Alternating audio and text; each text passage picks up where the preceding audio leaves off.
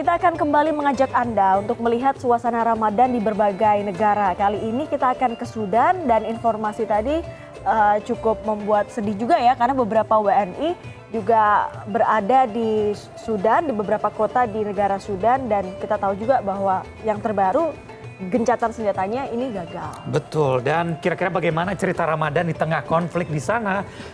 Sudah bergabung bersama kami warga negara Indonesia di Sudan, Abdurrahman. Selamat pagi waktu Jakarta, Mas Abdurrahman. Mungkin bisa diceritakan kepada kami bagaimana rasanya atau ceritanya Ramadan di sana pada saat terjadi konflik.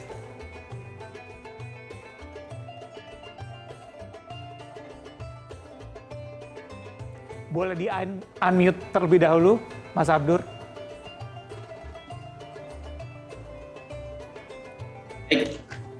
Selamat pagi Mbak Dea dan Mas Reza. Selamat malam waktu Sudan, tengah malam lebih tepatnya.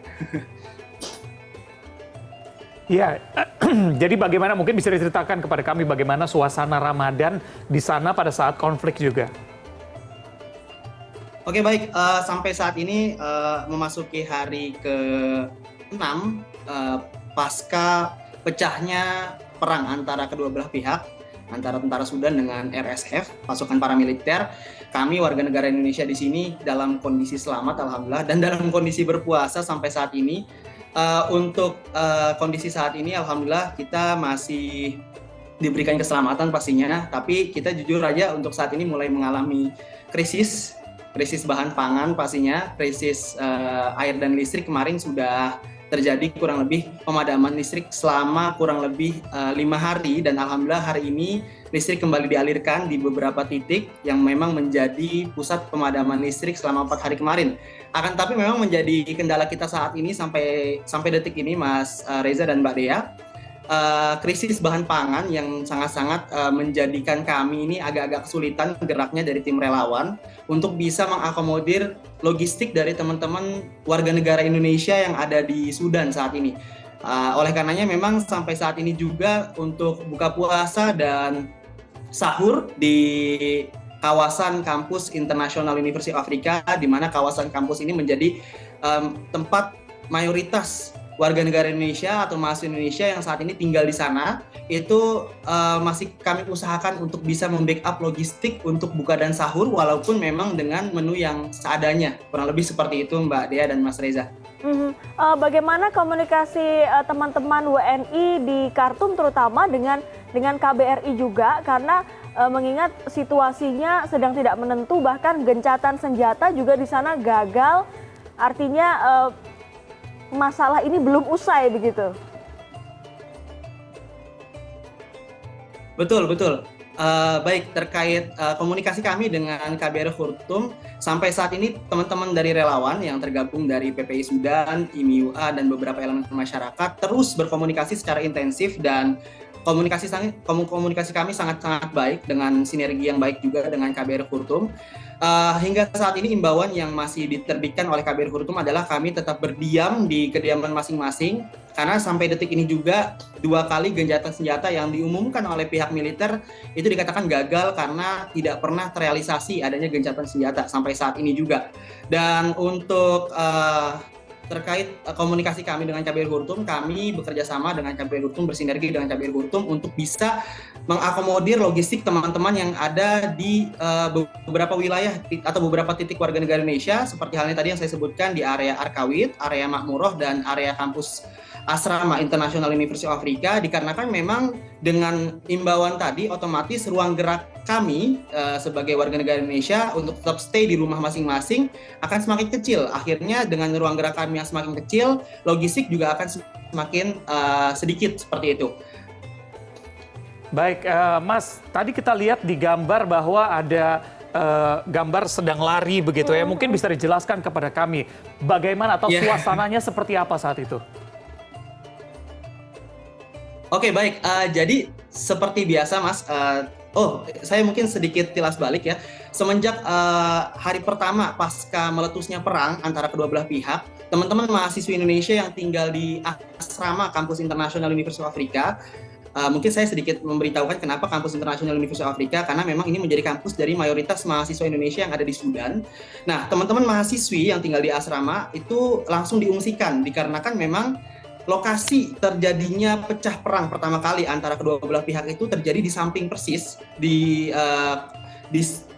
tempat bernama Madinah Ar-Riyadhiyah atau Sport City, yang memang letak itu di samping persis kampus asrama mahasiswa Indonesia.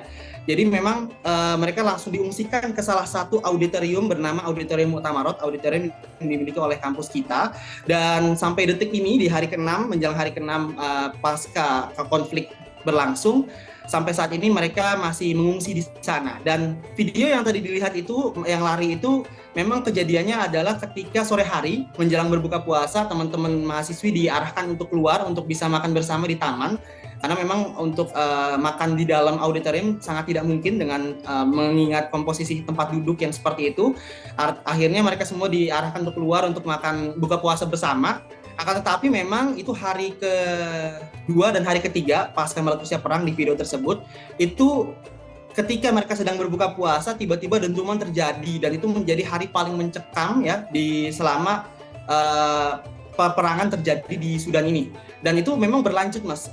Ketika sore hari itu mereka mendengar dentuman, rupanya konflik terjadi di area sekitar kampus International University of Africa, dan sampai di tahap beberapa tentara itu juga masuk ke area wilayah kampus, tapi tidak mencelakai siapapun karena memang mereka hanya sekedar lewat saja gitu kan.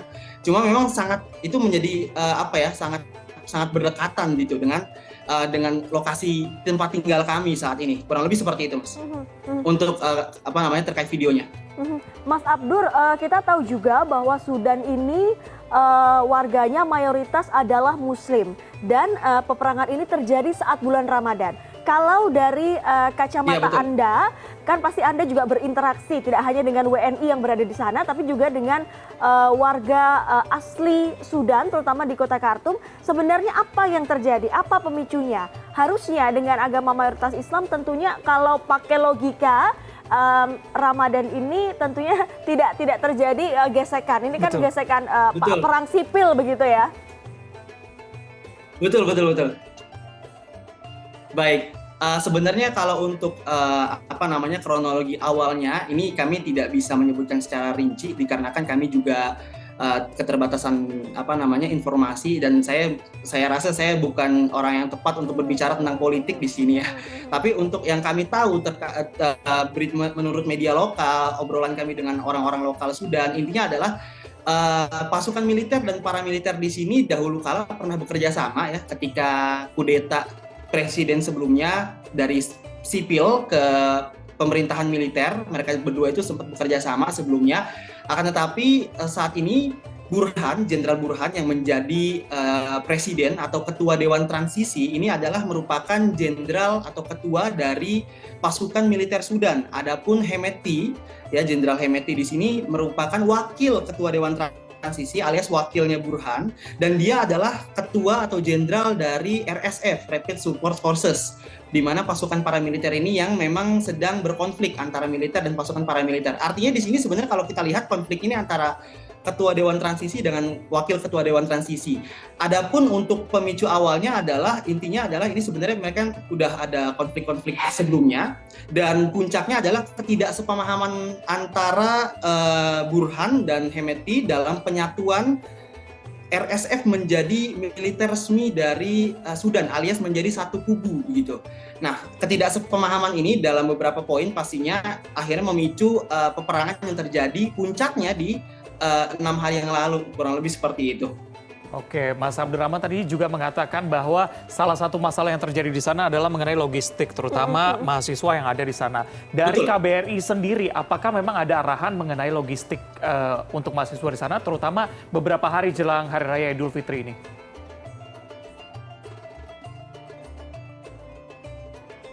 Baik. Terkait masalah logistik dari KBRI Khartoum, itu juga seperti yang tadi saya sebutkan, tim relawan yang di sini memang terdiri dari PPI Sudan, IMIUA, dan beberapa elemen masyarakat, dan di sini juga terutama kebanyakan mayoritas mahasiswa Indonesia yang turut menjadi relawan, itu bekerja sama dan berkoordinasi secara intensif dengan KBRI Khartoum dalam pengadaan logistik. Dan hingga saat ini Alhamdulillah untuk logistik, mohon maaf, untuk dana yang terkumpul untuk pengadaan logistik sebenarnya sangat-sangat banyak. Di sini juga dibantu dari beberapa organisasi masyarakat seperti halnya ada PCI Muhammadiyah, PCI NU dan lain sebagainya, itu juga turut membuka donasi untuk pengadaan logistik ini.